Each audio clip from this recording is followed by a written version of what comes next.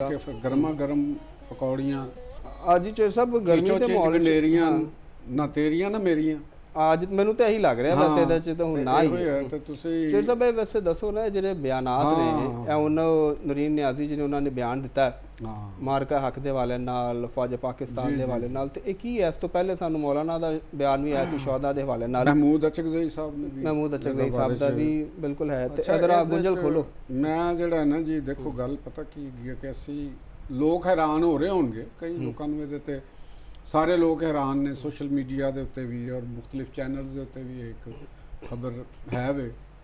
ਲੇਕਿਨ ਇੱਕ ਚੀਜ਼ ਦੇ ਐਜ਼ ਇੰਚ ਦੇਖੋ ਕਿ ਉਹ ਕਹਿੰਦੇ ਨੇ ਨਾ ਕਿ ਬੇਵਕੂਫ ਦੋਸਤ ਤੋਂ ਅਕਲਮੰਦ ਦੁਸ਼ਮਣ ਬਿਹਤਰ ਹੁੰਦਾ।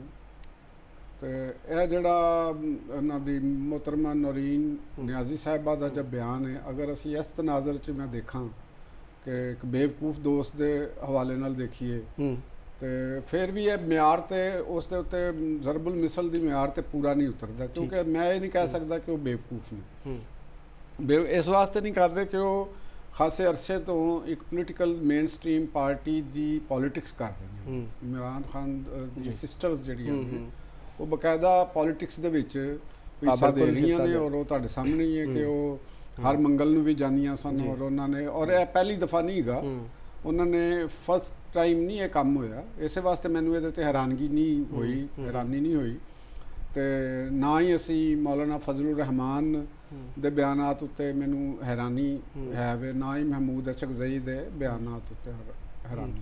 ਬਲਕਿ ਜੇ ਸਭ ਅਗਰ 1 ਸਾਲ ਪਿੱਛੇ ਵੀ ਜਾਣੇ ਜਦੋਂ ਮਾਰਕਾ ਹੱਕ ਹੋ ਰਿਹਾ ਸੀ ਤੇ ਉਦੋਂ ਅਲੀਮਾ ਖਾਨ ਸਾਹਿਬਾ ਦਾ ਬਿਆਨ ਵੀ ਇੱਕ ਬੜਾ ਮੁਤਨਾਦਾ ਦੇ ਉੱਤੇ ਤੁਹਾਨੂੰ ਯਾਦ ਹੋਏਗਾ ਕਿ ਇਹਨਾਂ ਨੇ ਅਲੀਮਾ ਖਾਨ ਸਾਹਿਬਾ ਨੇ ਫਿਰ ਇੱਕ ਸੀਰੀਜ਼ ਸ਼ੁਰੂ ਕੀਤੀ ਸੀ ਗੈਰ ਮੁਲਕੀ ਮੀਡੀਆ ਨੂੰ, ਇੰਟਰਵਿਊਜ਼ ਵੀ ਇਹਨਾਂ ਨੇ ਦਿੱਤੇ ਸਨ, ਜਿਨ੍ਹਾਂ 'ਚ ਸਰਫਰਿਸਤ ਯੈਲਦਾ ਹਕੀਮ ਸੀ, ਇੱਕ ਅਫਗਾਨ ਯਾਦ ਇੱਕ ਜਰਨਲਿਸਟ ਨੇ ਤੇ ਉਹਨਾਂ ਨੇ, ਔਰ ਉਹ ਐਂਟੀ ਪਾਕਿਸਤਾਨ ਔਰ ਬਾਇਸਡ ਟੁਵਰਡਸ ਪਾਕਿਸਤਾਨ ਉਹਨਾਂ ਦਾ ਇੱਕ ਮਸ਼ਹੂਰ ਹੈਗਾ ਇਸ ਬਾਰੇ ਦੇ ਵਿੱਚ ਕਿ ਉਹ ਪਾਕਿਸਤਾਨ ਦੇ ਬਾਰੇ ਦੇ ਵਿੱਚ ਬਹੁਤ ਜ਼ਿਆਦਾ ਬਾਇਸਡ ਹੈਗੀ ਉਹ ਵਾਲੇ।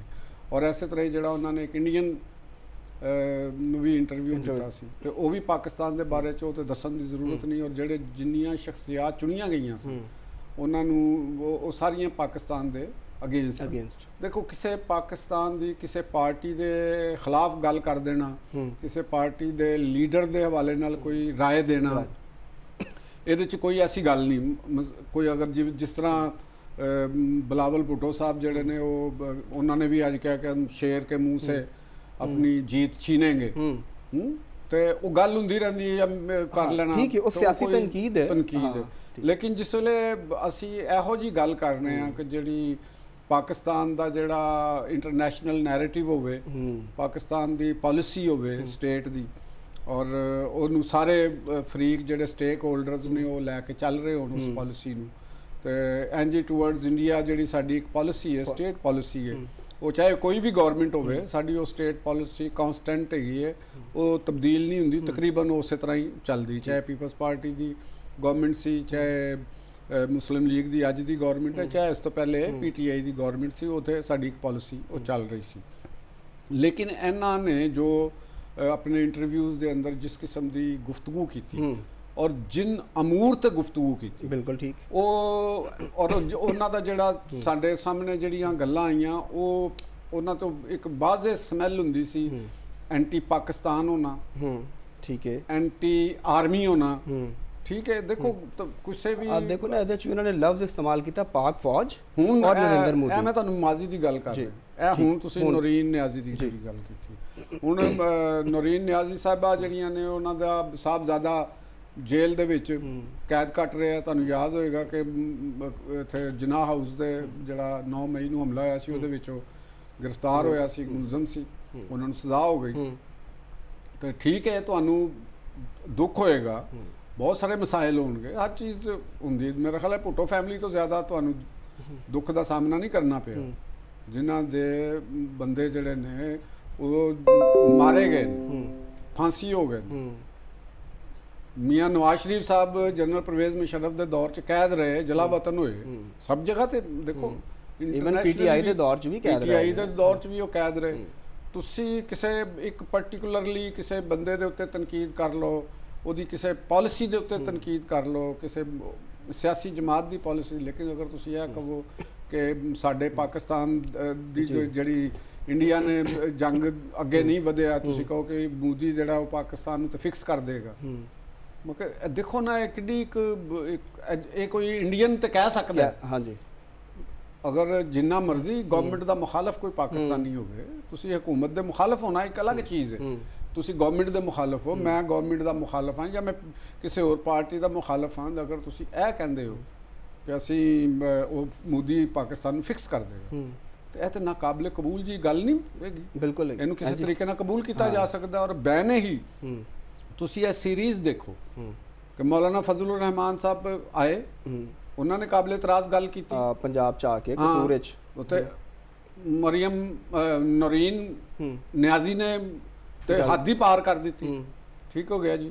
ਉਹ ਮਹਿਮੂਦ ਅਚਕਜ਼ਈ ਸਾਹਿਬ ਹੋਰਾਂ ਨੇ ਉੱਥੇ ਜਰਗੇ ਦੇ ਨਾਲ ਉੱਥੇ ਧਰਨੇ 'ਚ ਜੋ ਖਿਤਾਬ ਕੀਤਾ, ਜਿਸ ਕਿਸਮ ਦੀ ਉਹਨਾਂ ਨੇ ਜ਼ੁਬਾਨ ਇਸਤੇਮਾਲ ਕੀਤੀ ਔਰ ਜਿਸ ਤਰ੍ਹਾਂ ਉਹਨਾਂ ਨੇ ਇਹ ਕਿਹਾ ਕਿ ਜੀ ਤੁਸੀਂ ਪਸ਼ਤੋ 'ਚ ਤਕਰੀਰ ਕੀਤੀ ਤਾਂ ਕਿ ਲੋਕਾਂ ਨੂੰ ਪਤਾ ਨਾ ਚੱਲੇ, ਔਰ ਉਹਨਾਂ ਨੇ ਜੋ ਪਾਕਿਸਤਾਨ ਦੇ ਬਾਰੇ 'ਚ ਜੋ ਜ਼ਹਿਰ ਉਗਲਿਆ ਉਹ ਪਾਕਿਸਤਾਨ ਦੇ ਕਿਸੇ ਸ਼ਹਿਰੀ, ਪਾਕਿਸਤਾਨ ਦੀ ਪਾਰਟੀ ਦੇ ਕਿਸੇ ਲੀਡਰ, ਪਾਕਿਸਤਾਨ ਦੀ ਕੌਮੀ ਅਸੈਂਬਲੀ ਦੇ ਕਿਸੇ ਉਹਨਾਂ ਦਾ ਜਿਹੜਾ ਅਪੋਜੀਸ਼ਨ ਲੀਡਰ ਹੈ ਉਹਦੇ ਸ਼ਾਨ ਨਹੀਂ ਹੈ।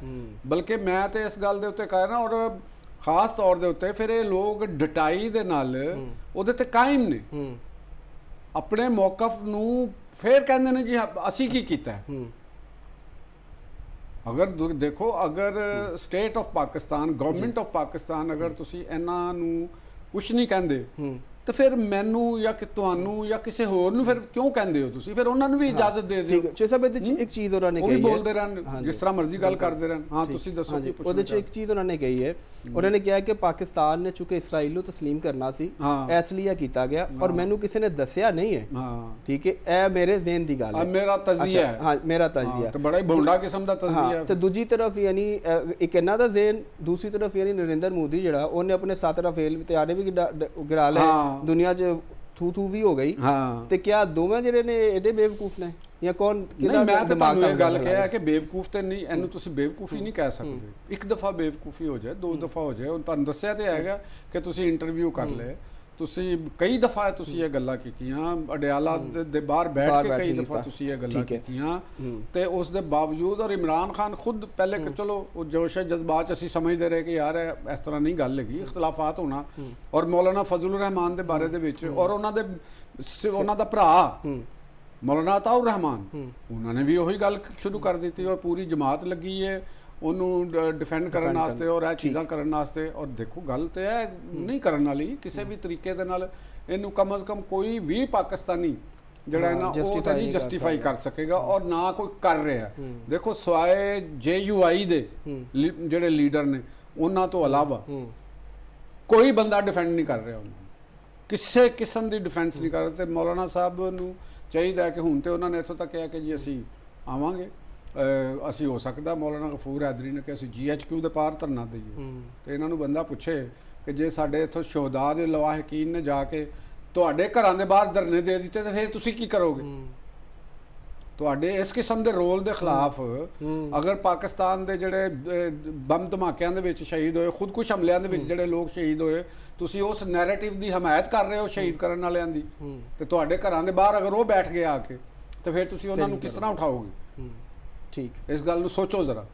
ਇਸ ਚੀਜ਼ ਨੂੰ ਮਤਲਬ ਕਿ ਜ਼ਿਆਦਾ ਮੁਹਾਜ਼ਰਾਈ ਨੂੰ ਨਾ ਵਧਾਓ। ਤੁਸੀਂ ਜਿਸ ਤਰੀਕੇ ਦੇ ਨਾਲ ਤੋਂ ਆਪਣੀ ਇੱਜ਼ਤ ਹੈਗੀ ਹੈ, ਇੱਜ਼ਤ ਬਣੀ ਹੋਈ ਹੈ, ਉਹਨੂੰ ਇੱਜ਼ਤ ਨੂੰ ਬਰਕਰਾਰ ਰੱਖੋ। ਇਸ ਤੋਂ ਜ਼ਿਆਦਾ ਮੇਰਾ ਖਿਆਲ ਹੈ ਕਿ ਤੁਹਾਡੇ ਕੋਲ ਗੁੰਜਾਇਸ਼ ਅੱਗੇ ਜ਼ਿਆਦਾ ਨਹੀਂ ਹੈਗੀ ਕਿ ਤੁਸੀਂ ਬੰਦ ਗਲੀ ਤੱਕ ਪਹੁੰਚ ਚੁੱਕੇ ਹੋ।